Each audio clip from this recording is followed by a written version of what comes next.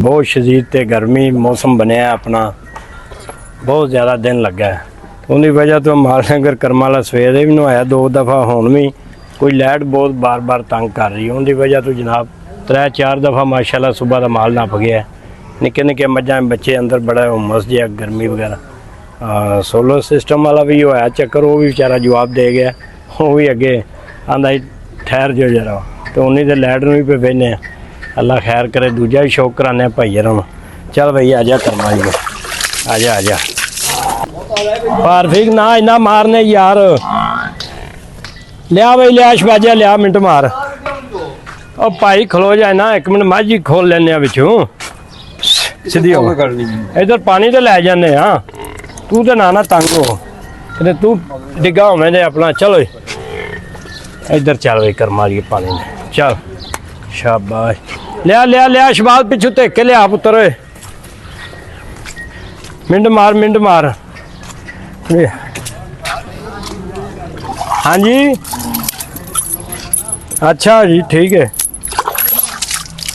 लिया भाई अंदर ठीक पूरे आ जाएंगे जेड़े अपना कुतरे पे ने ते अंदर तोड़ो तोड़ पै गए नहीं बस फिर ठीक है। आ जाती है लाइट भी हम इधर इन्ना पानी शानी पियादे ना। और परा परा पुत्र परले पास कट परले पास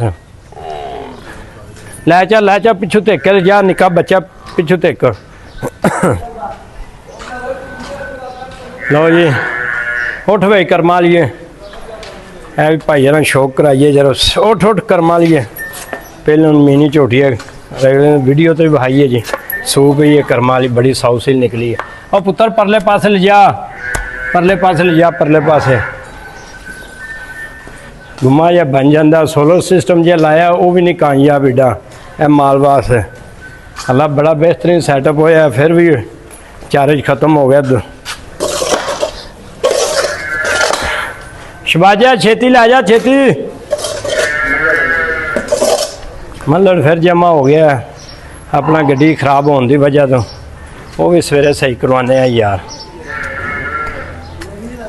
पुत्र उधर कर, उधर होती गल इधर नेड़े कर, इधर कर, इधर खलो जे ना। जा दूजे बच्चे भी लिया। शाबाश शाबाश टुर के आ, टुर के मिंट मार। इधर आ भाई पुत्र।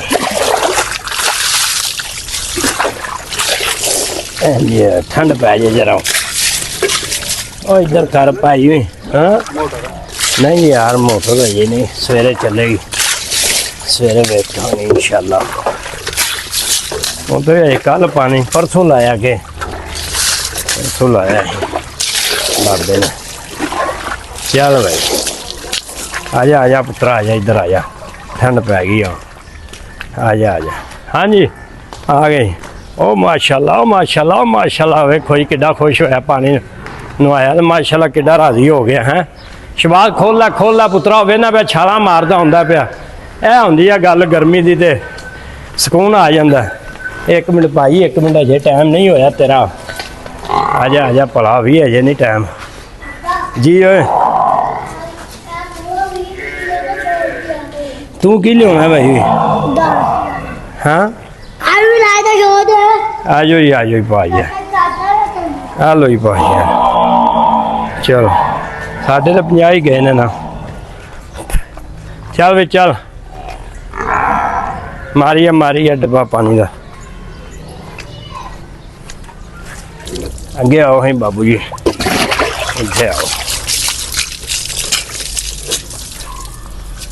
ठहर जा